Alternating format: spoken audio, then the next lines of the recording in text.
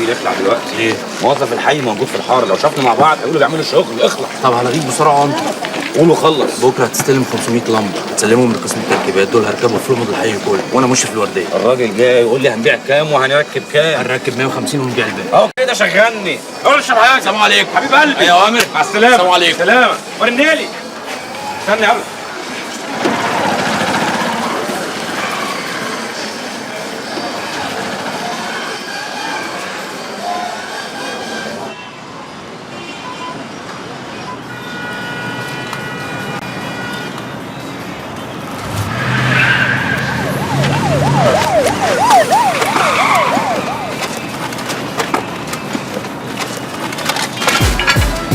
منى